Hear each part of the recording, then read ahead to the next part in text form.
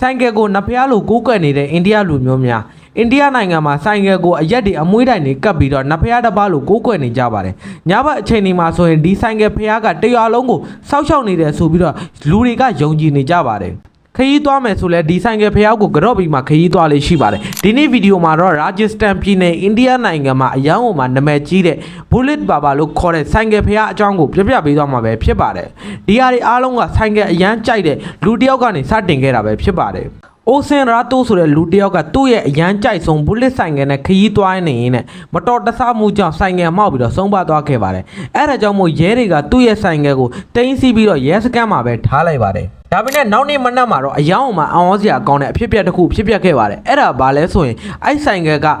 ရဲစခန်းကနေပျောက်သွားပြီးတော့အခင်းဖြစ်တဲ့နေရာမှာပြန်ပြီးတော့ရှိနေခဲ့တာပါအဲ့ဒီအချိန်မှာတော့ရဲတွေကဒီဆိုင်ကယ်ကိုပြန်လဲယူပြီးတော့တန်ကြိုးတွေနဲ့တေချာခတ်ပြီးတော့စီကိုလည်းပိုက်ကနေတဆင်ဆုတ်ထုတ်လိုက်ပါတယ်ဒါပေမဲ့နောက်နေ့မှာကျတော့ဒီလိုမျိုးအဖြစ်အပျက်ကိုထပ်ဖြစ်ခဲ့ပါတယ်ဆိုင်ကယ်ကအခင်းဖြစ်တဲ့နေရာမှာပဲပြန်ပြီးတော့ရှိနေခဲ့ပါတယ်ဘယ်လောက်ထိပဲဖယ်ရှားပြီးတော့စူးစမ်းနေပါသေးဒီဆိုင်ကယ်ဒီနေရာကိုပဲပြန်ရောက်လာတဲ့အတွက်ဒီဆိုင်ကယ်ပိုင်ရှင်ရဲ့ဝင်းကြီးကဒီဆိုင်ကယ်နားမှာပဲရှိနေရဆိုပြီးတော့လူတွေကယုံကြည်လာကြပါတယ်ဒီထူးဆန်းတဲ့အဖြစ်အပျက်တွေနောက်ပိုင်းဒီနားတစ်ဝိုက်မှာကားတိုက်တာဆိုင်ကယ်မောက်တာတွေကလည်းမတရားယော်နေလာခဲ့ပါတယ်ဒီနေရာမှာဆိုင်ကယ်ကိုကိုးကွယ်မယ်ဆိုရင်အန်တရကင်းမယ်ဆိုပြီးတော့လည်းရွာသားတွေကယုံကြည်လာခဲ့ပါတယ်အဲ့ဒါကြောင့်မလို့ Bullet Baba လို့နာမည်ပေးပြီးတော့ဒီနားမှာဖျားเจ้าတစ်ခုဆောက်လုပ်ခဲ့ကြပါတယ်